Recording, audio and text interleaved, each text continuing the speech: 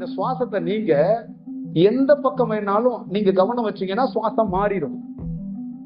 இப்ப லெப்ட் சைடுல உங்களுக்கு ஒரு ஓடிக்கிட்டே இருக்கிறதுக்கு ஒரு சுவாசம், நீங்க ரைட் சைடுக்கு வந்துட்டீங்கன்னா உங்க சுவாசமே ரைட் சைடு வந்துடும்.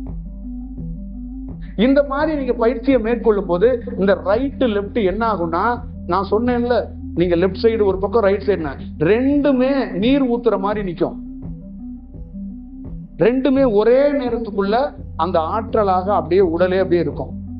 அப்போ ஒரு அனுபவத்தை ஒருத்தன் பெறுகிறான் என்றால் அந்த ரெண்டும் வர்றதுக்குள்ளேயே உங்களுக்கு 1000 ரகசியம் இறைவனை பத்தி கொடுத்துருவாங்க. அதுக்குள்ளே நீங்க ஓடி போய் யூடியூப் திறந்துருவீங்க, கிளாஸ் எடுத்துருவீங்க, பல வேலைகளை பார்த்துருவீங்க. அதெல்லாம் பார்த்துடாம, புரியுதுங்களா? எங்க ஊர்ல எல்லாம் என்ன பண்ணுவாங்கன்னா, பொதுவாக ஒரு கிணறு வச்சிருப்பாங்க, இந்த வாளிகீர் போட்டு தான் இறக்கணும். எப்ப பார்த்தாலும் கண்ணை பண்ணி யூஸ் பண்ணிங்கன்னு ஒரு டயத்துக்கு மேல அந்த வாளிகீரை அவுத்து எடுத்துட்டு போயிடுவாங்க. அந்த மாதிரி இந்த மாதிரி செயல் எல்லாம் உங்க வாளிகீரை அவுத்து வைக்கிற மாதிரி உங்களை நீங்களே கட்டுப்படுத்திட்டு பெரிய அனுபவத்தை பெற்றுட்டு வந்து நீங்க இந்த தமிழ்நாட்டுல எங்கேயோ ஒரு மூலையில ஒரு பேரை வச்சுக்கிட்டு இந்த இந்த இந்த சேனல் அந்த சேனல்லாம் வைக்காதீங்க.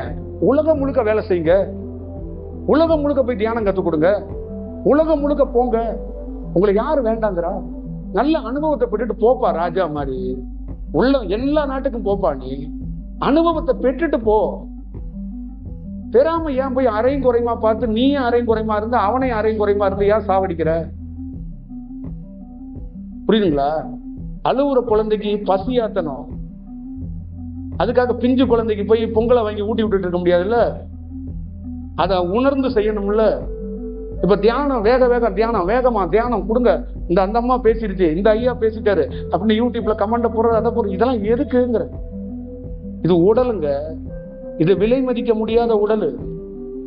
இதை ஒருத்தன் கண்டறிந்து கவனிச்சு உட்கார்ந்து நிதானமா ஒரு வேலை செய்யணும். அவன்தான் வரலாறு. நீங்க நிறைய வேலைய விருப்பப்பட்டு செஞ்சிருக்கீங்க, விருப்பம் இல்லாம செஞ்சிருக்கீங்க, சில பேருடைய நிர்பந்தத்துல செஞ்சிருக்கீங்க, சில பேரோட பேச்சை கேட்டு செஞ்சிருக்கீங்க.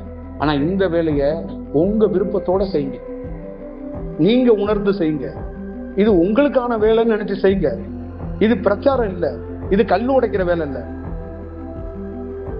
இதுல இது கிடைக்கும் அது கிடைக்காதுங்கிறதா வேண்டாம்.